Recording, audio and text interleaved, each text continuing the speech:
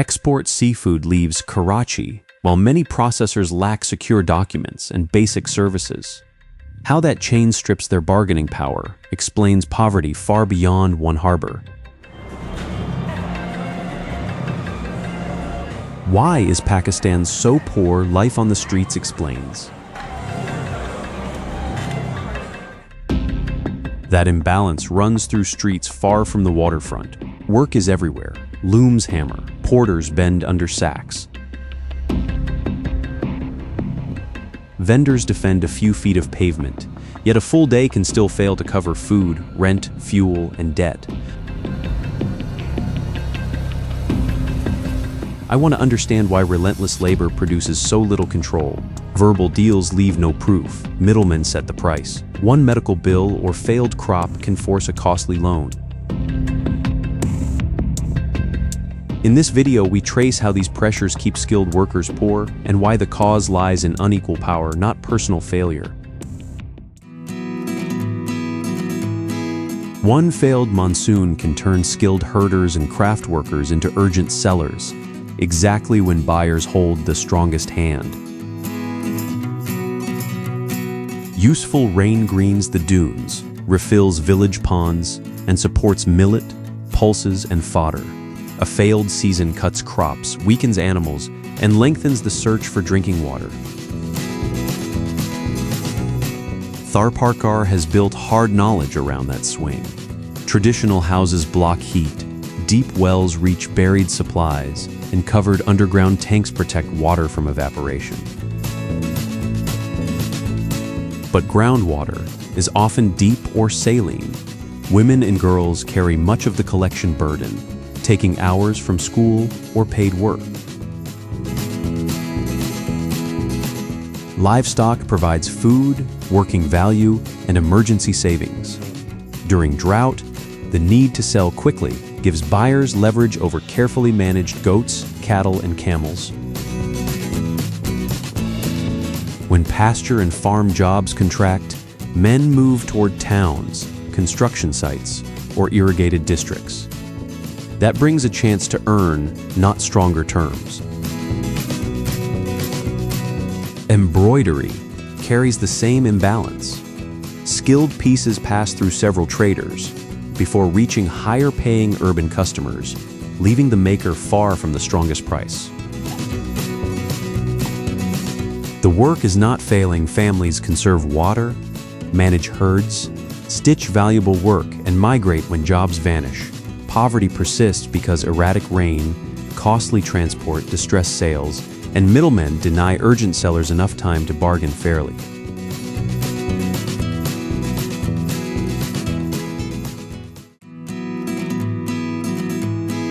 The old city can gain value while losing the people who give that value meaning. Inside roughly 3 square kilometers, homes sit above shops while workshops, storerooms, handcarts, and motorcycles compete for the same narrow lanes. Heritage here is not a collection of isolated monuments. It is housing, trade, repair, and daily use packed into one working district. Carved wooden balconies survive partly because residents keep fixing and occupying them. Behind those facades, aging pipes leak. Waste is hard to remove, and limited vehicle access turns every repair into physical labor. Restoration can rescue buildings and bring paid work to guides, food sellers, and craftspeople. But each repaired street can also lift rents and make a guest house or warehouse more profitable than a family home. That is the pressure the polished facade does not show. Owners can capture rising land value. Tenants and informal workshops often hold weaker claims to the rooms they use.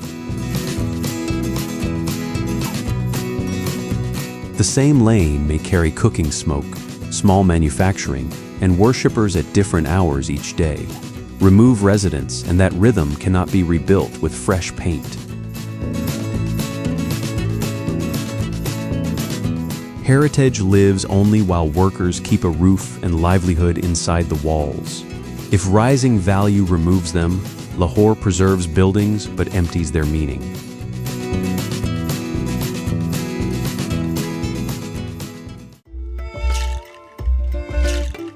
The narrowest strip in Raja Bazaar can decide who earns at all. The footpath is a shop, a delivery lane, and disputed public ground. From Fawara Chowk toward Hamilton Road, cloth, books, jewelry, timber, spices, and general goods move through one dense commercial corridor. Established shops, wholesalers, porters, mobile sellers, and pavement. Displays share the same customer flow, but not the same protection. A shopkeeper loses time when vans jam the lane. A seller without premises loses the storefront when the pavement is cleared. For that trader, the sheet of goods may be the entire business.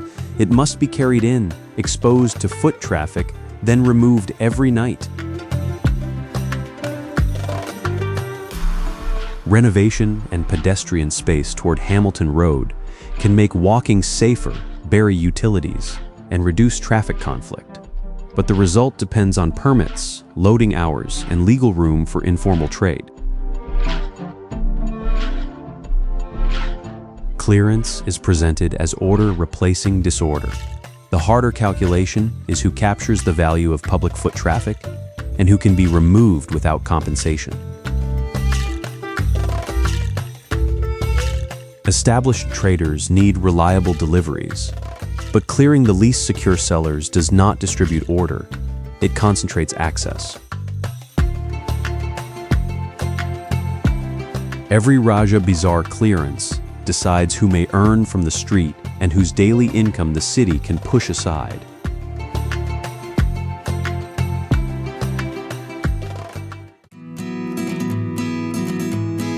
The shortest route from a damaged creek to household debt runs through a fishing boat.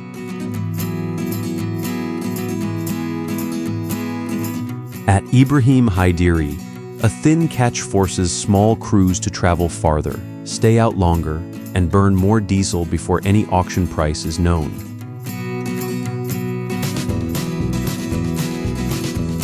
Work begins before return is certain. Nets are mended, ice loaded, engines checked, and fuel and provisions secured against a voyage that may not cover them.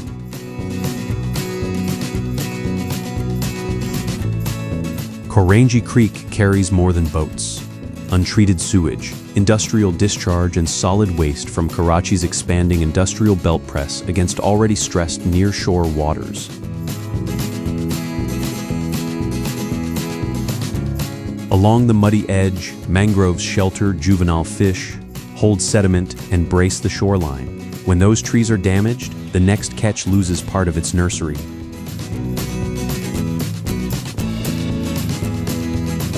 Outside trawling and destructive gear add another pressure on traditional fishing grounds.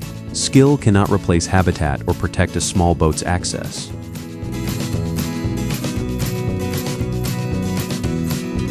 The auction clock tightens the squeeze. Heat lowers the value of landed fish while diesel, food, and net repairs remain fixed claims on the trip.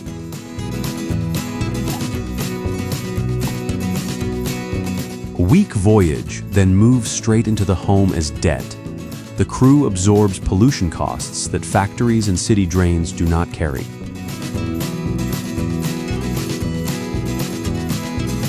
Pollution is discharged collectively, its cost returns privately, as fuel bills and household debt.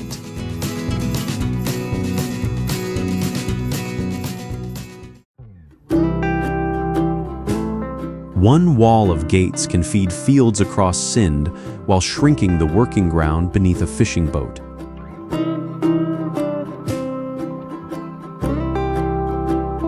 For nearly a century, Sukur Barrage has fed 7 major canals from the Indus, directing water far beyond the banks where river families earn each day.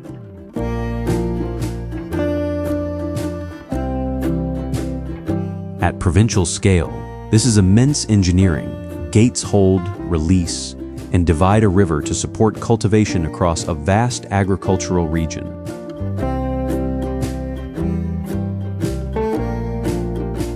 At household scale, the bargain changes.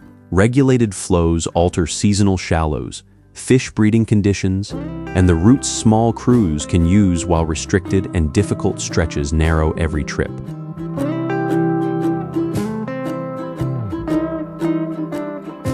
Sediment shifts, pollution, and wider ecological decline press catches lower. A repaired net may still return too little to cover food and equipment.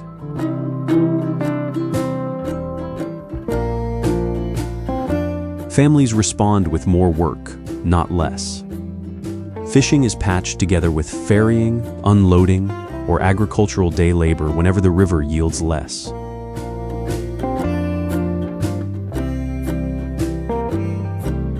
The barrage creates enormous value, but value follows canals toward land and markets. It does not automatically return to the households bearing the river's tighter limits.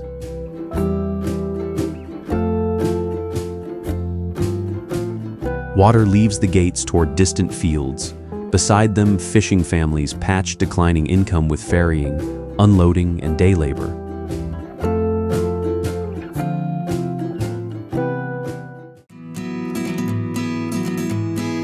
These bricks can build permanent walls while the families shaping them remain trapped by a loan. Around Kasur, workers are commonly paid by the 1,000 bricks, yet the advance covering food, illness, or old debt can bind both work and housing to one employer.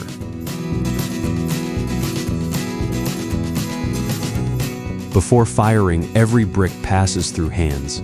Clay is mixed with water, pressed into wooden molds, turned into rows, dried, and stacked. After firing, tractors remove the finished load. Piece rates reward speed, not security. A household must coordinate its labor simply to raise the count, while heat, dust, smoke, wet clay, and repeated bending collect costs the ledger ignores. The Peshki advance may solve an urgent shortage, but repayment sits in the employer's ledger, where deductions can be difficult to verify and irregular seasons can keep the balance alive.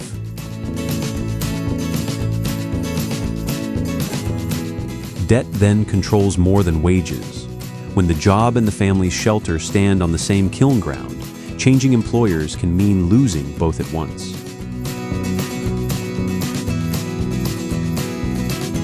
Bonded labor is illegal. Enforcement remains uneven.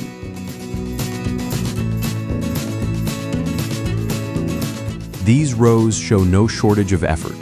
The controlling force is an emergency advance that becomes debt, then command over a family's work and home.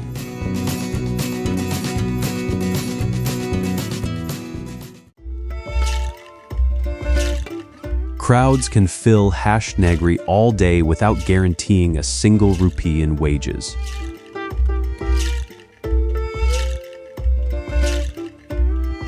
Along Peshawar's Grand Trunk Road and bus rapid transit line, juice sellers, repair workers, and stallholders earn only when moving commuters choose to stop.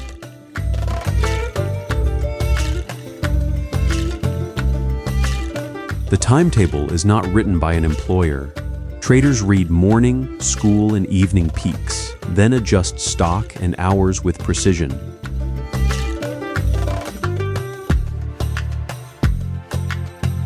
That skill does not remove the risk. A fruit seller buys pomegranates or oranges before knowing demand, while heat, dust, unreliable water, and cooling costs keep pressing on the margin.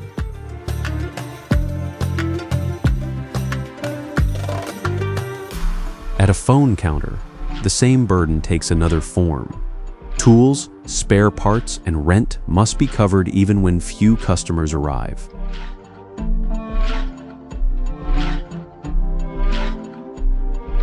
The transit line can bring footfall, but station barriers, Traffic rules and enforcement also decide where a commuter can pause and buy.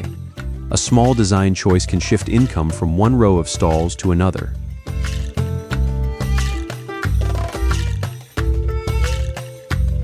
This is called self-employment, but the independence is narrow. Bad weather, sickness, higher rent, or a quiet day cut household income at once. No wage floor absorbs it.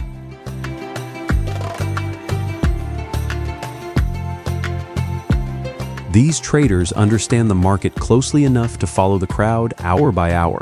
The household still carries every hour that produces no customer.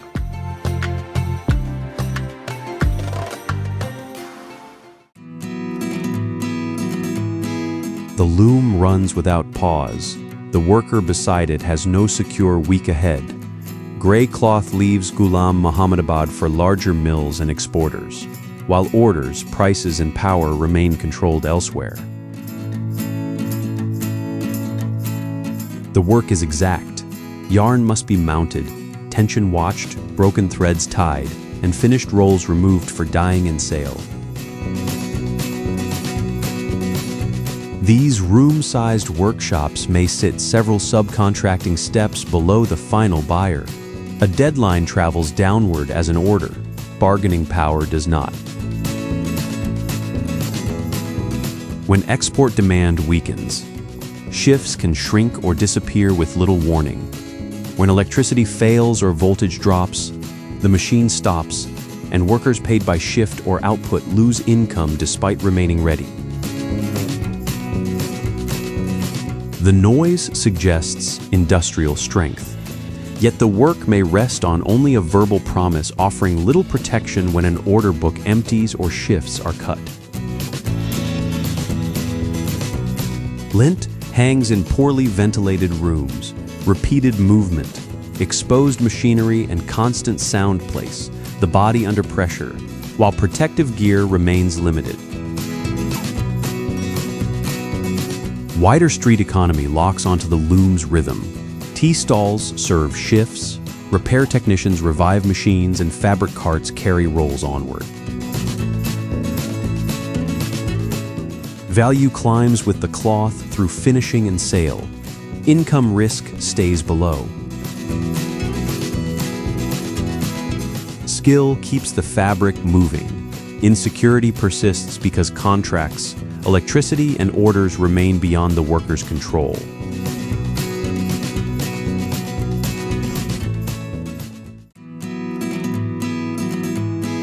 An address can reach an employer before the worker does.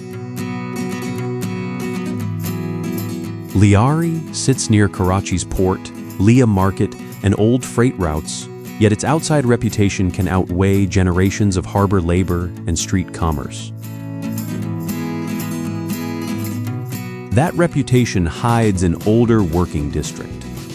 Baloch language, food, and music share the lanes with hand carts, repair benches, and small traders tied to the port. Football grounds, rooftop gyms, and boxing rooms do more than fill scarce space. Coaches turn them into disciplined routines, local standing and networks that can carry a young athlete forward. But training offers no guaranteed path into paid sport, just as skill offers no guaranteed path into stable work. Porters earn only when goods move. Vendors survive on narrow margins. Years of territorial conflict and security operations interrupted schooling, trade, and family life. The disruption eased, but the economic penalty remained. An address associated with that period can shape hiring, credit, deliveries, and treatment outside Liari before any record of ability is considered. Daily trade can resume along with school routes and training rooms. Outside Liari, employers and lenders may still treat the address as a liability. The penalty is paid in the interview room. Ability arrives with the worker, but the address is judged first.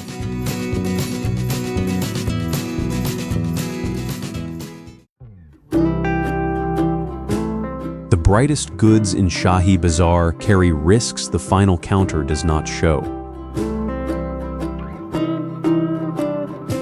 Across roughly 2 kilometers from Paka Kila to Naval Rai Clock Tower, finished bangles move through crowded retail space after passing through furnaces, workshops, and homes.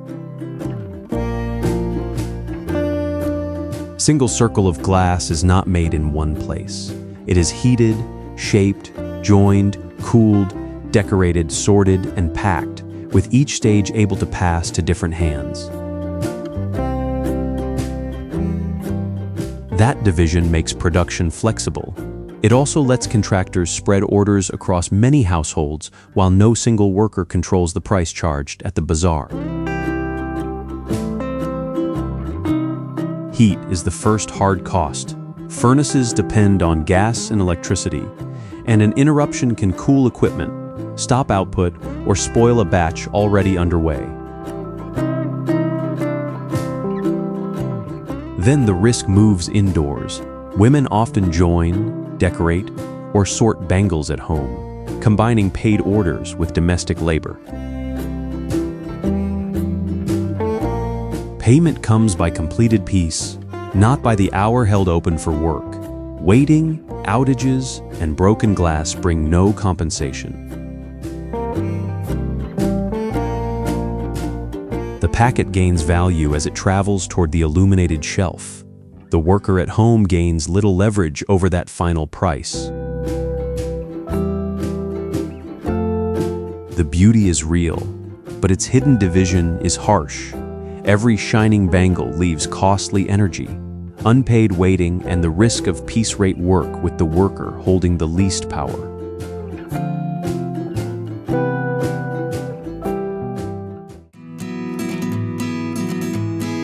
The seafood may cross oceans, yet the hands that prepare it can remain trapped beside an open drain. At Karachi's fish harbor edge, boats, auction buyers, hand carts, and melting ice feed an export chain running through Machar colony's crowded courtyards. Heat sets the pace. Shrimp and fish must be washed, graded, peeled, deveined, and packed before warmth strips away their value. That speed demands judgment, but payment may come by tray, weight, or completed batch. Waiting time, rejected pieces, and a weak catch can fall on the worker, while the export price stays beyond reach. Work near home lets women combine processing with childcare. It also keeps skilled labor scattered, informal, and harder to organize. For many families of Bengali or Burmese origin, unsettled identity papers narrow access to formal jobs, banking, education, and utilities. A missing document becomes leverage in someone else's hands. Insecure tenure adds another clamp. Crowded drainage and coastal flooding threaten homes that also serve as workshops. Those closest to the catch control neither the ground beneath the work nor the terms on which that work is bought. The seafood travels toward valuable markets. Skilled labor remains cheap here because papers, secure land, and bargaining power remain scarce.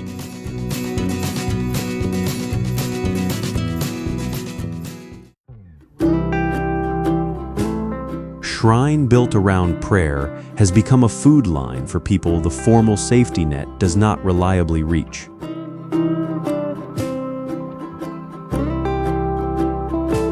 Near Bati Gate, Data Darbar surrounds the 11th century tomb of Ali al-Hujwiri, while its kitchens serve free meals throughout the year.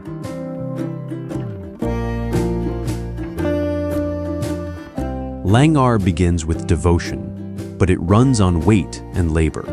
Donations become flour, rice, lentils, fuel, and water. Cooks and volunteers turn them into an immediate backstop against hunger.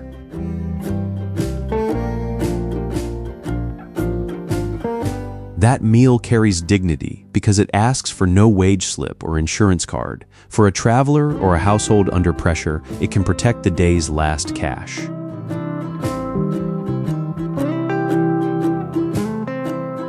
The shrine also supports a ring of precarious work. Flower sellers, tea stalls, helpers and drivers depend on footfall that can surge, fall, or be redirected by access controls.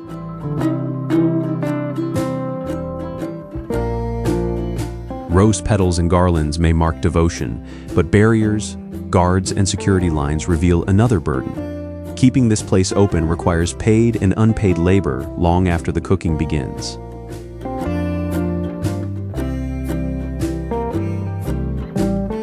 Data Darbar is 3 places at once: sacred ground, a labor market, and a public kitchen. Its strength is real, but so is the gap it has been made to fill.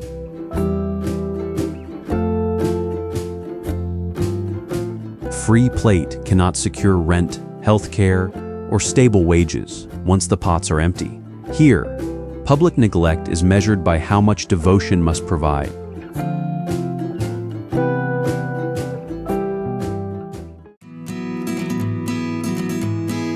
Place built for devotion must also carry an entire town's fragile economy.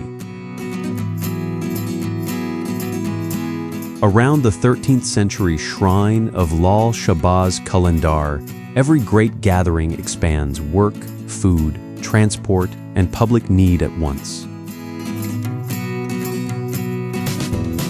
Pilgrims bring flowers and ceremonial cloths, then gather for devotional dance. Their arrival also summons drivers, porters, cooks, cleaners, stallholders, guides, and temporary hands.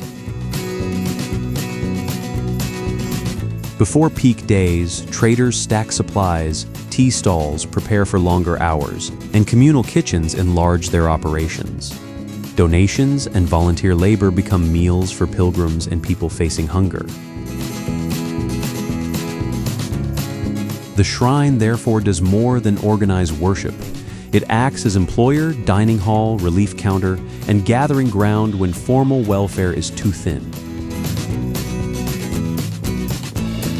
That load rises sharply with the devotional calendar. Water, sanitation, waste collection, medical care, and security must absorb the same surge that lifts local earnings. Then the crowds thin. Vendors sell less, drivers lose fares, and temporary laborers carry the quiet weeks with lower earnings and no dependable public cushion.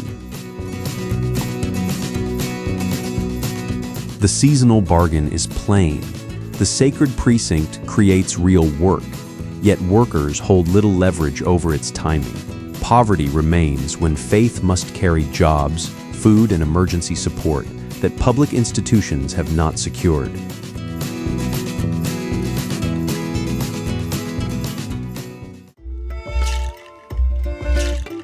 Crowds pack Hussain Agahi, but footfall can hide how little cash is moving.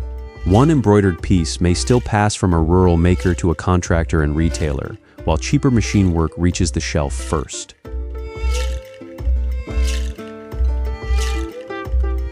Hussain Agahi gathers cloth, wedding goods, sweets, household supplies, and used clothing into the same compressed lanes, but footfall is not a sale. Families compare stall after stall, ask for smaller quantities, postpone wedding purchases, or turn to surplus clothes. Inflation appears here as hesitation, substitution, and a tighter grip on cash.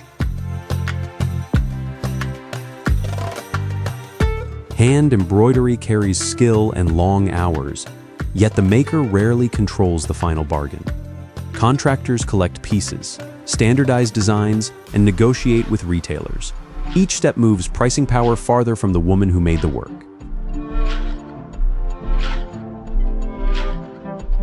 The machine changes the contest. It repeats a design quickly and cheaply, forcing specialized handwork to defend a price that barely reflects its labor.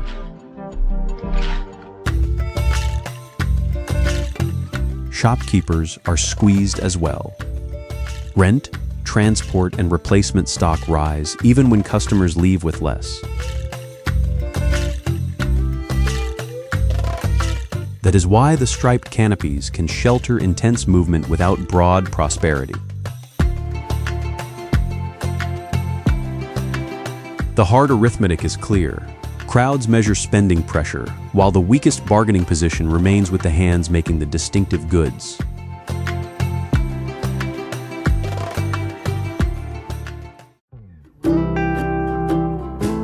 Restoration cleared the view of Empress Market and cleared away much of the economy around it.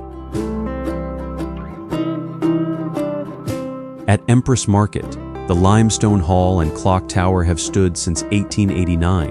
In 2018, more than 1,000 surrounding shops and stalls were removed. Authorities called it heritage restoration and decongestion. The operation opened the arches, widened sightlines, and imposed cleaner lines around one of Sadar's central landmarks. But those lines cut through a dense machine of trade. Poultry sellers, spice dealers, tea stalls, porters, suppliers, and pavement vendors depended on customers arriving by bus, rickshaw, and foot.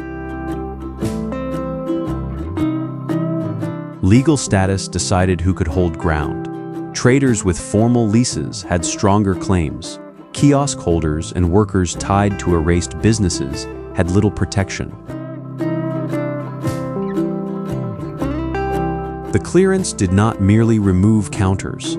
It broke storage arrangements, delivery routes, customer habits, and informal credit built over years. The speed of that change is the point. A livelihood assembled slowly could be reclassified as an obstruction overnight. The restored stone and the empty edges belong in the same account. One records investment in stone, the other records who paid for it. The monument regained its sightlines. Displaced traders received no equivalent route back to customers, storage, or credit.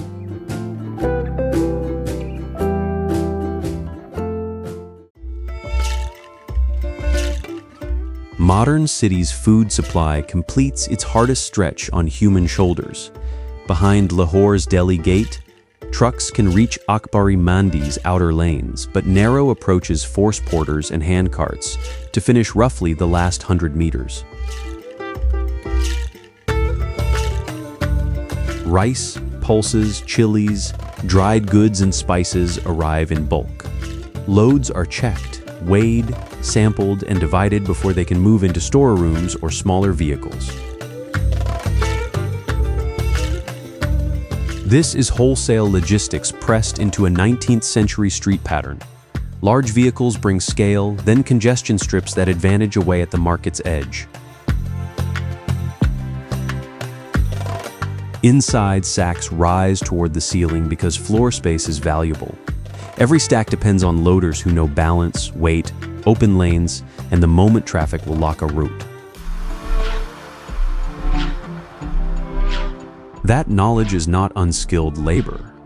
It is the operating map for a freight network that forklifts and large trucks cannot complete. Delay adds cost through vehicle time, labor, and storage. Moisture, torn sacks, pests, or contamination can also cut the value of goods before the final sale. Credit links wholesalers, retailers, and transporters, making reputation as important as the hanging scale. This market works because skilled bodies bridge the infrastructure gap. Poverty reflects no lack of ability.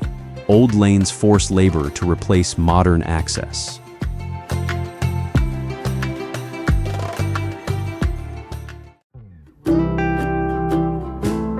The workers who keep one of Islamabad's most valuable sectors clean can return home to open drains and uncertain tenure.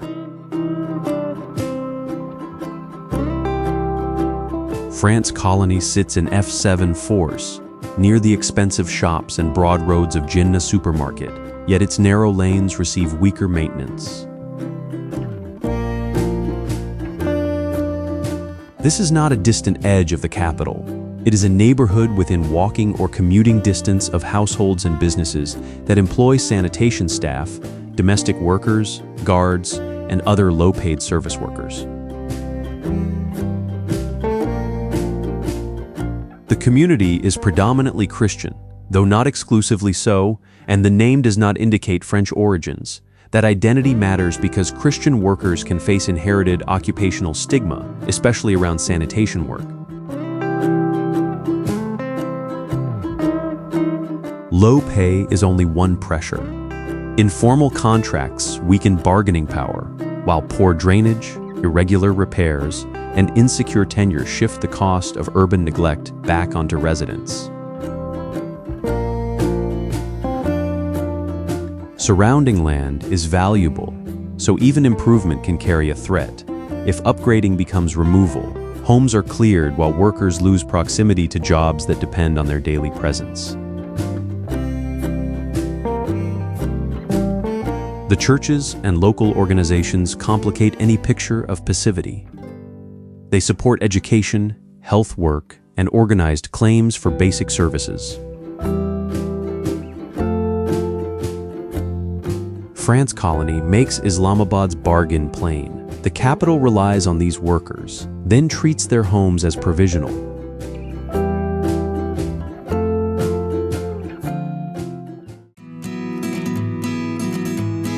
Hazarganji overflows with food while the people handling it retain almost no power. Before sunrise, Hazarganji receives apples, grapes, potatoes, and other crops from across Balochistan, yet much of their value starts slipping away as the trucks enter Quetta. Loaders pull down crates and sacks. Graders divide quality, scales set sale weight, and commission agents connect growers to wholesalers bound for distant cities. The market runs on speed because produce cannot argue with heat, bruising, dehydration, or delay. Limited cold storage turns every hour into a weaker price. A grower who cannot hold fruit must sell. An intermediary with storage, credit, and buyer networks can wait, redirect stock, or press harder. Speed exposes the imbalance. The fastest and heaviest work carries the least control. Loaders move among unstable stacks, heavy loads in vehicles, while stronger actors control storage and sale. Security imposes another cost. The incident on April 12, 2019, targeted Hazara Shia shoppers and produce workers, leaving a deep burden over ordinary dawn trade. Yet Hazarganji cannot be reduced to that day. Its daily pressure is built into storage, roads, finance, and access to buyers. Rich harvests still produce weak returns when growers and loaders race the clock, while stronger middlemen control the warehouse, credit, and buyer list.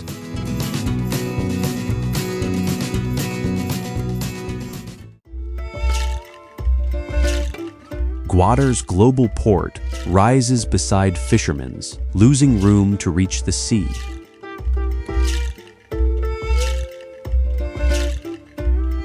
The deep water port, Free Zone, and East Bay Expressway now work at a global logistics scale. Below Koi Batil, the old town still relies on wooden boats and fish auctions.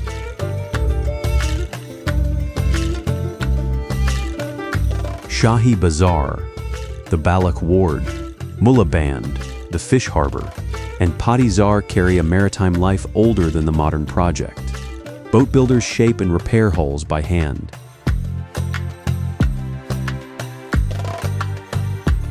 Crews load nets, ice, fuel, and food before uncertain trips. Outside trawlers, declining catches, and higher fuel use tighten every calculation.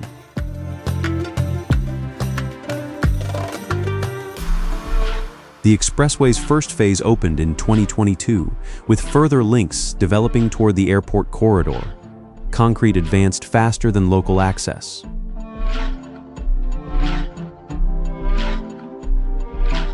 Security zones, construction, and changed coastal routes can lengthen the path to landing places. Extra distance burns fuel before a catch earns 1 rupee.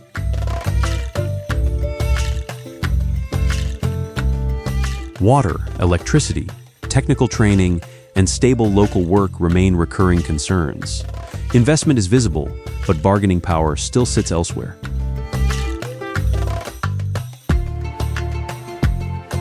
If fishermen lose sea access while the port expands, Gwadar's global future will be built by narrowing the local one.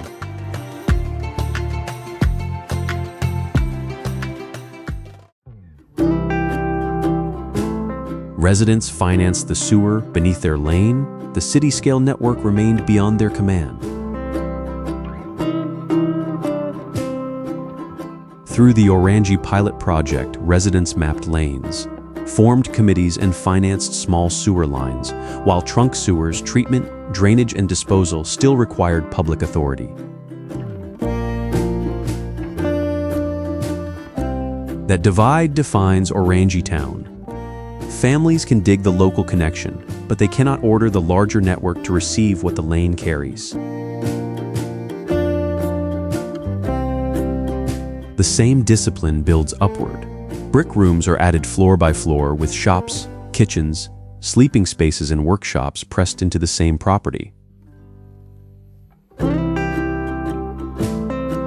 Sewing machines, embroidery frames, Banarsi-style looms, repair benches, and recycling bundles cut commercial rent and transport costs. They also turn the home into the family's productive capital.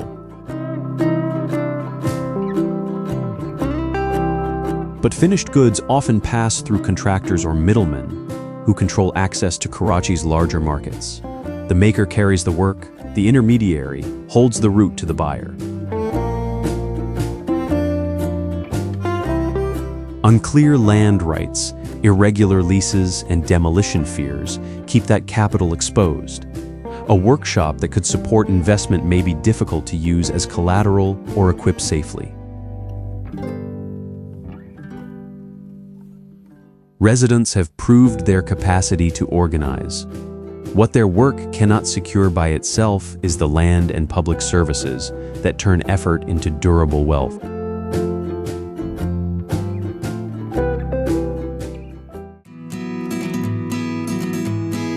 The world's highest measured summit carried local names long before it carried the name Everest.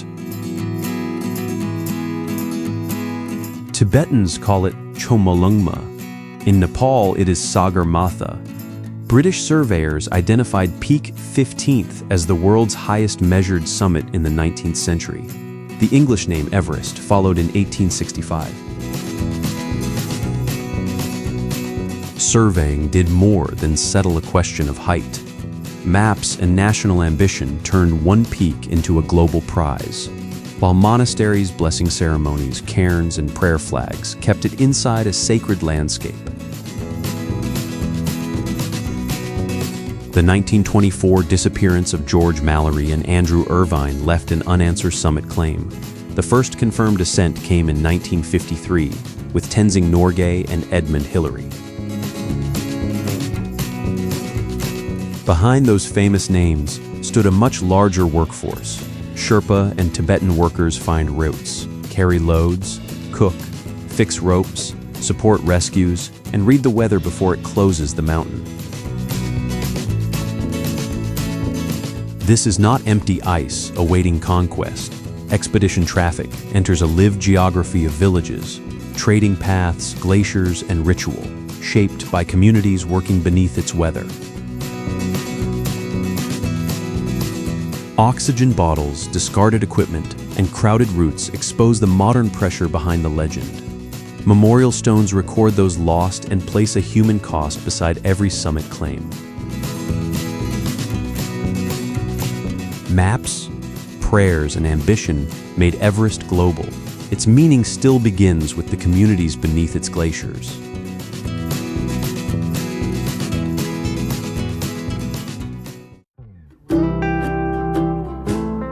vanished kingdom still rises in tears from the eroded cliffs of western Tibet. From the 10th century, Saparang and nearby Tholing linked Guj with Ladakh, Kashmir, and Himalayan valleys through trade and belief.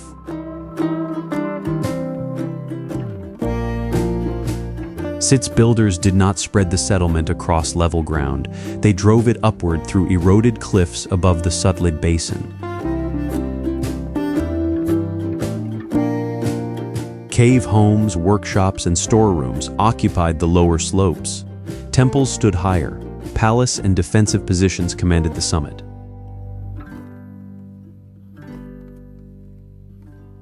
Steep stairs made rank physical. Labor remained below. Sacred and political authority occupied the hardest ground to reach.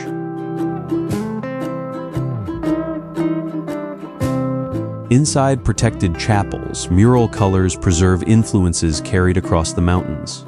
Outside, wind, rare rain, and repeated freezing and thawing steadily break exposed mud brick.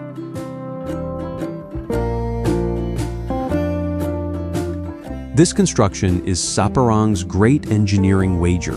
Mud and stone held a vertical settlement together, but now demand constant protection.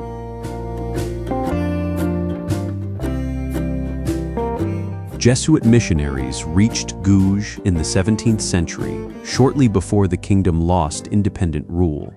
Trade shifted, rooms collapsed, and the summit no longer commanded the valley.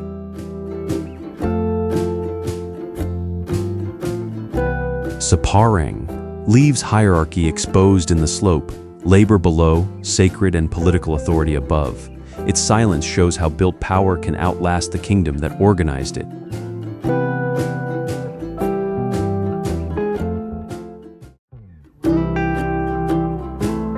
Tibet's high plateau suddenly breaks into a river corridor of exceptional depth. At the Great Bend, the Yarlung Sangpo turns around Namcha Barwa and Gyala Peri, compressing an enormous drop into a short horizontal distance. This is not the open, dry Tibet of the familiar image. Snow and glaciers hold the heights, while lower valleys catch stronger monsoon moisture and support dense temperate and subtropical forest. The canyon works vertically. Altitude changes temperature, rain, vegetation, and usable land within one steep corridor. Villages and terraced fields occupy the few workable shelves above the river. Bridges, paths, and roads must connect them across slopes that rarely offer easy ground. Cloud frequently hides the peaks, while heavy rain loosens rock, triggers landslides, and closes roads. Access itself becomes part of life here. Every route cut into these slopes must resist gravity and moving rock. Maintenance never truly ends, because water keeps cutting and the mountains keep shifting. The river's steep drop also holds major hydropower potential that draws large-scale engineering ambition into terrain already shaped by earthquakes, unstable rock, and extreme relief. This plateau has depth as well as height, and its immense water force draws engineering ambition into a corridor where villages already live with rain, landslides, and unstable access.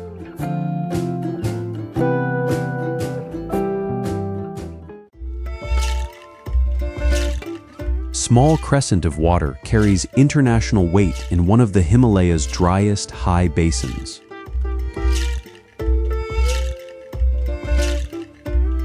At about 4,300 meters, Chandratal and its surrounding wetland are protected under the Ramsar Convention, while Bare Scree begins almost at the waterline.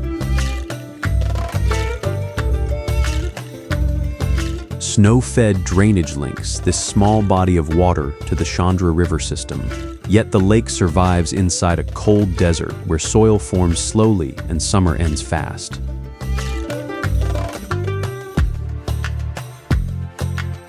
Access opens mainly after snow clears. Rough roads, sudden storms, and stranded vehicles turn the short camping season into a narrow bargain with altitude.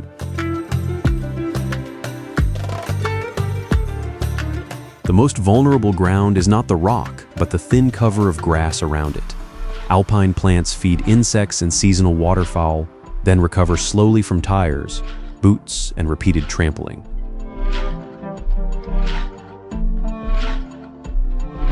That is why camps are held back from the immediate shore. Distance limits sewage, waste, and disturbance, though rising visitor numbers still press against limited sanitation. Gaddi shepherds have also moved flocks through these high routes for generations. Their passage belongs to a working landscape shaped by pasture, weather, and timing, not an empty wilderness.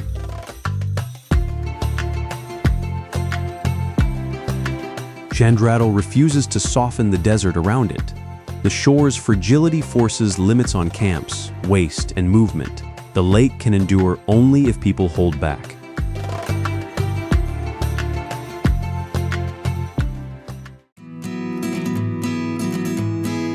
The river appears trapped between immense walls, yet the pressure inside Sumidero Canyon begins far beyond the cliffs.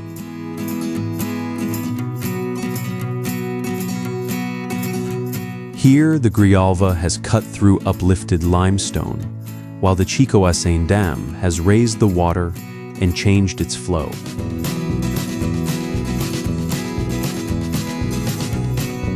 From the rim, the full geological scale becomes clear. At water level, that scale becomes physical. Engine noise, water against stone, changing wind, hard bands of sunlight, then sudden shade.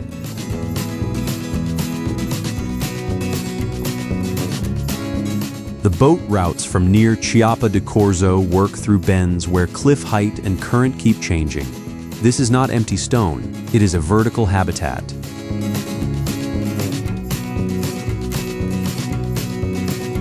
Crocodiles hold the low banks. Herons work the waterline, vultures ride above the ledges, and monkeys move through the canopy.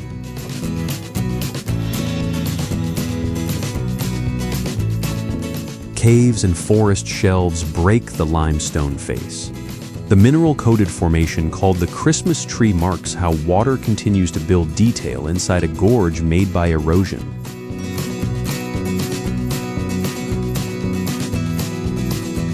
But the same walls that intensify sound also concentrate waste.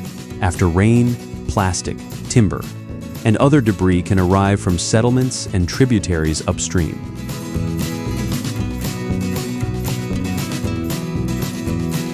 Boat crews and wildlife meet the debris downstream, though the waste enters far beyond the canyon walls.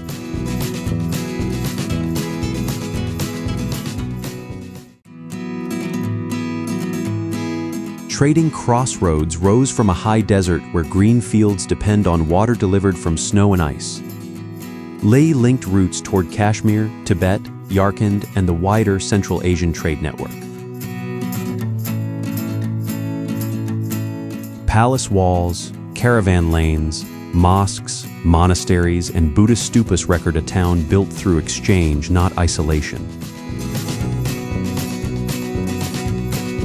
Below Leh, glacier and snow-fed streams are steered across the Indus Valley. Their timing decides when barley can grow, when homes receive water, and whether poplar belts hold against the dry ground. This is landscape-scale engineering, built from channels and constant maintenance. A mist flow presses directly on planting, household supply, and the survival of settlements. Modern Leh still moves people and cargo, but the load has changed. Tourism, government administration, military logistics, and local trade now converge on the same narrow water base.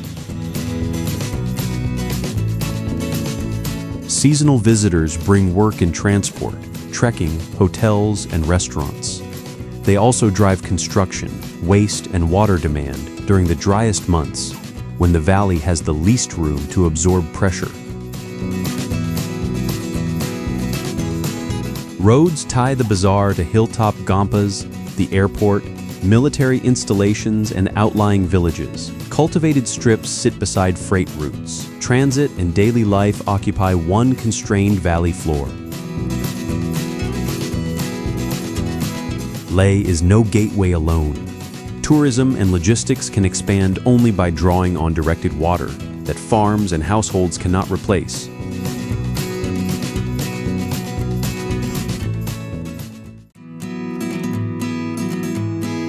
Namso's expanding shoreline turns climate change into a visible pressure on water, grazing ground, and access. Namso lies at roughly 4,700 meters, where thin air turns ordinary walking into deliberate work.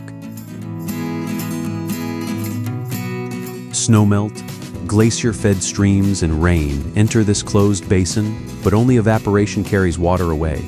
Salt remains, making the shoreline sensitive to heat and changing supply. The Nianchen Tangla Range holds the southern horizon and feeds the basin below. Mountain weather reaches the lake as water, ice, and exposure. At Tashi Door, prayer flags, Mani stones, chortens, and hermit caves mark pilgrimage and circumambulation. These headlands are sacred ground before they are scenery. Pastoral families move yak and sheep through seasonal grazing grounds. Grass, snow, and water access decide where work can continue. Wind can raise short waves within minutes. Winter ice changes color and access, while thin air makes every load and climb harder. In recent decades, the shoreline has expanded as warming, altered precipitation, and glacier melt changed the basin. Growth here is not simple abundance. It is climate pressure made visible. The beauty carries a warning. A rising shoreline can redraw the grazing ground on which pastoral work depends.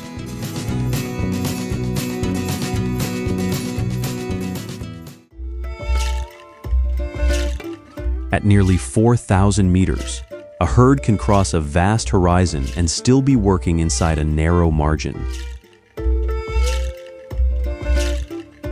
Across the Tibetan region of Kham and western Sichuan, pastoral families move yaks, sheep, and horses between seasonal grazing grounds. Summer opens the pasture, while winter cuts forage and makes every store of fodder matter.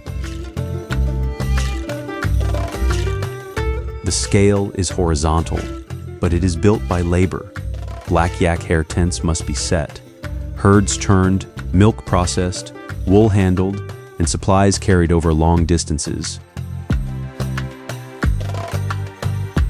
Laitang's famous horse culture grows from that daily discipline.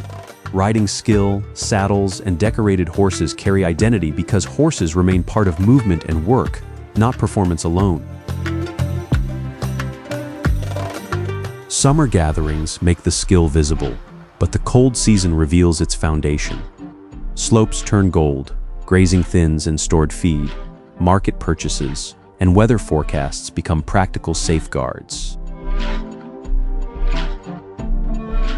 Laitang town anchors this mobile economy with markets, schools, repair shops, monasteries, and roads. Latang Chod Monastery gives the same corridor a religious center.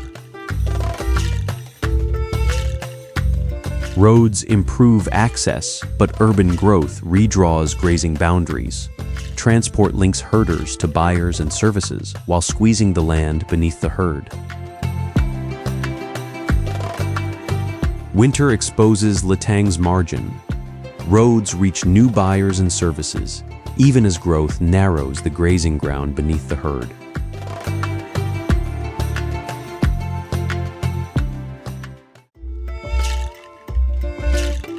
Dryers descend the Nuzhang slope by crossing it sideways, bend after bend.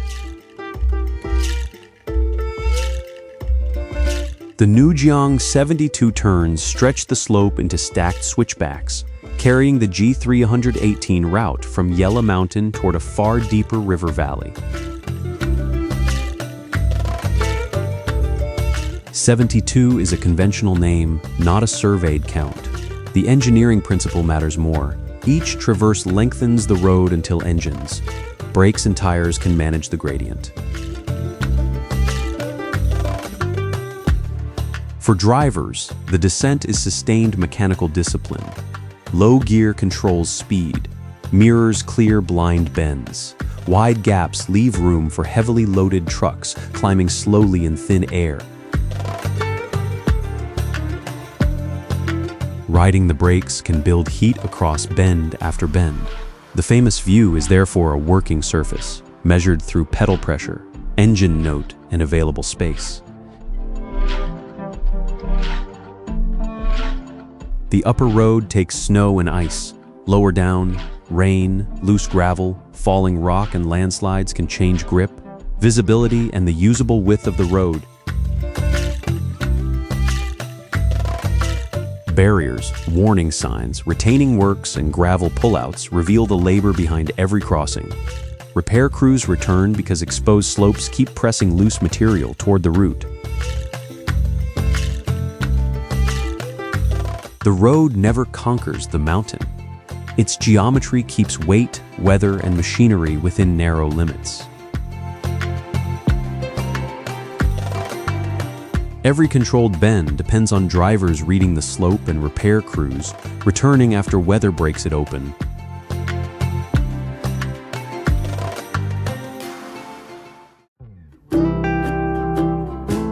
Cold desert high in the Himalaya still carries the floor of an ancient ocean. Fossil-bearing slopes and marine deposits show that parts of Spiti once lay beneath the Tethys Ocean. Today, high ranges block much of the monsoon. That rain shadow strips the valley to expose sediment, eroded cliffs, and sparse vegetation.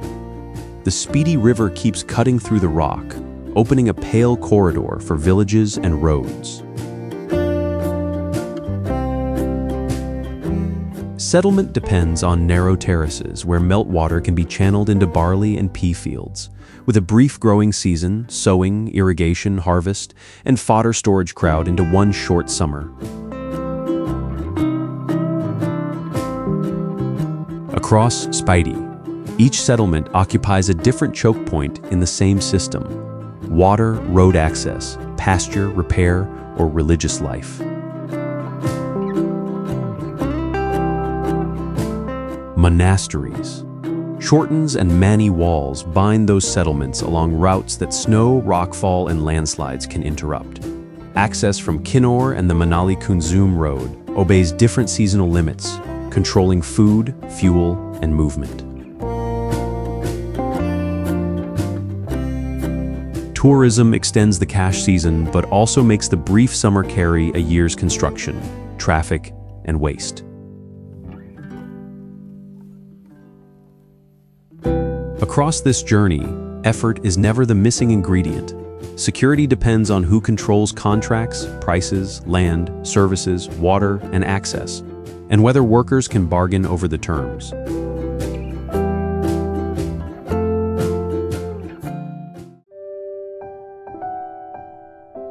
A cold desert once crossed by caravans now carries military convoys, tourist vehicles, and glacial water through the same high corridor.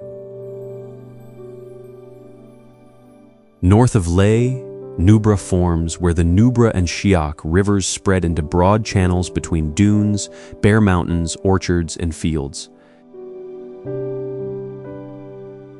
Water explains the sharp transition.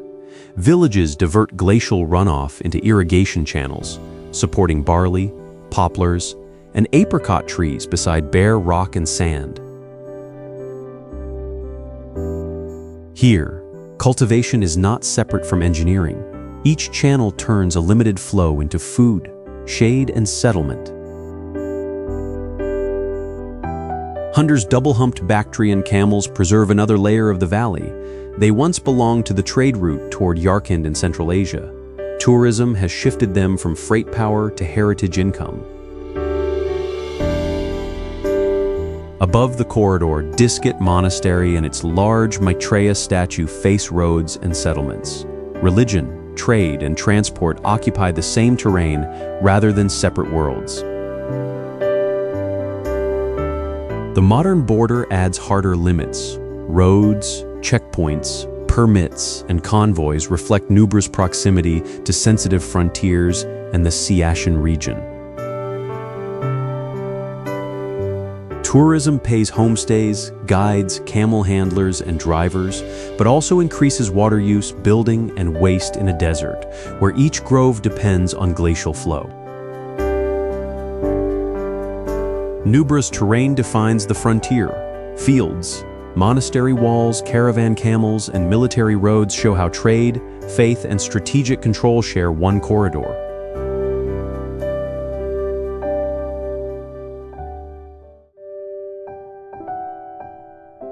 Remote Himalayan valley runs on work that rarely appears in the postcard.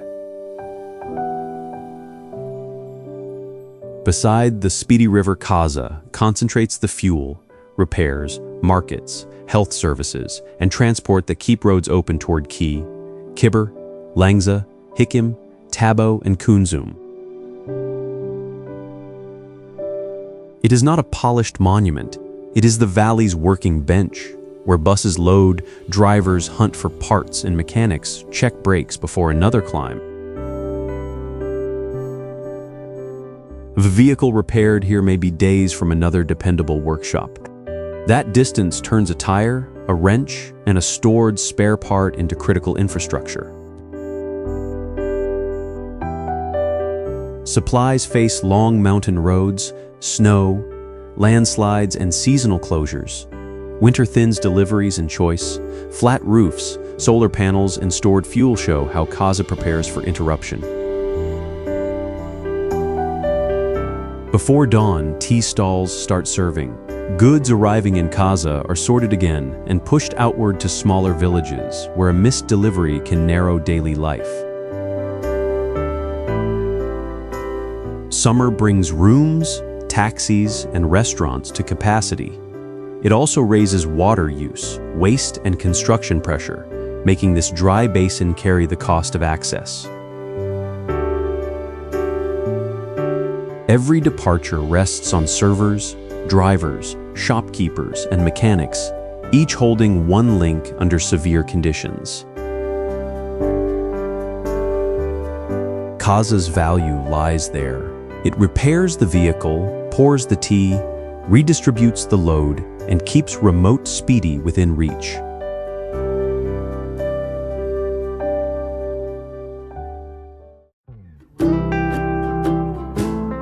Ki Monastery survives because each generation repairs what fire, earthquake, and winter damage. Its white rooms follow the hill above the speedy river rather than forcing the slope into one planned line. Founded around the 11th century, it was repeatedly damaged and rebuilt after upheaval, fire, and earthquake. Those repairs produced its compact fortress-like mass. Walls, stairs, and uneven levels record repeated adaptation. Narrow passages bind assembly halls to chapels, kitchens, storerooms, and monks' quarters. Prayer depends on labor, cooking, cleaning, study, repair, and the hard preparation for winter. Butter lamps, manuscripts, murals, masks, and ritual instruments hold a long teaching tradition. Yet the monastery stays alive because ordinary work keeps rooms usable and ceremonies connected to local families. Below the terraces, irrigated fields press green lines into a dry valley. The same limited water supports crops, villages, and the institution above them. Roads and footpaths climb from the valley floor, tying sacred rooms to seasonal travel and farm work. Its authority rests on that physical dependence, not on isolation. Key does not command an empty landscape. It belongs to a working network of river, channels, fields, and settlements. Its solemnity comes from that bond: scripture, stone, water, and fields.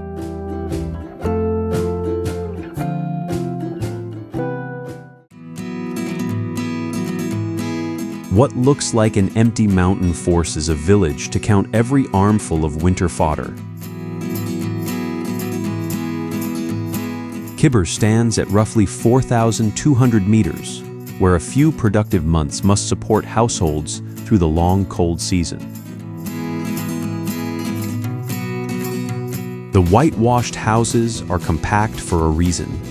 Their walls reduce exposure while flat roofs hold the fuel and fodder that winter will later consume. Barley, peas, and livestock care compress labor into one short growing season. When snow restricts travel, preparation matters more than speed. Solar panels, stored dung, insulated rooms, and carefully rationed water reveal no retreat from the modern world. They reveal adaptation under hard physical limits. The surrounding slopes carry blue sheep, ibex, foxes, and snow leopards. That wildlife has value, but a predator entering a livestock pen can erase a significant household asset. Community conservation, compensation, guiding and winter tourism can return some income, but the return depends on who receives guests, who gets paid work, and who absorbs the livestock loss. Most animals remain unseen. Guides read tracks, ridgelines, scat and prey movement, turning apparent emptiness into a map of pressure and opportunity. Khyber rewards a slower eye. Roof fodder guarded pens and one brief harvest bind village life to season, herd and snow.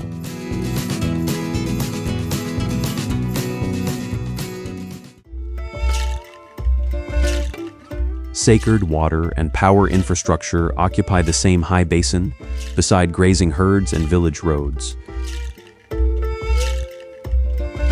Yamdrok Yamso spreads through southern Tibet in branching arms, while villages, barley fields, and livestock occupy the sheltered ground along its lower shores. Its shape prevents a single, complete view. Ridges hide whole sections, then road bends expose new coves, channels, and distant blue water as elevation falls. That changing scale matters from the passes. The lake can seem detached from human use. Near the shore, smoke, stone houses, and grazing routes reveal daily work. Tibetan tradition regards this water as sacred. Prayer flags, chortens, and monasteries do not isolate it from ordinary life. They place worship beside pasture, travel, and settlement. Samding Monastery anchors that sacred role through its association with the female incarnation lineage of Dorje Fagmo. Faith here has buildings, rotes, and responsibilities. Roads connect shore communities to markets and services. They also bring construction, tourism, and concentrated pressure at viewpoints once shaped mainly by wind and seasonal movement. Modern engineering has entered the same basin through a hydropower installation. Managing water for electricity now meets ecological limits and the lake's sacred status with no clean line between them. At Yamdrok, sacred water remains inseparable from working villages, moving herds, and engineered roads.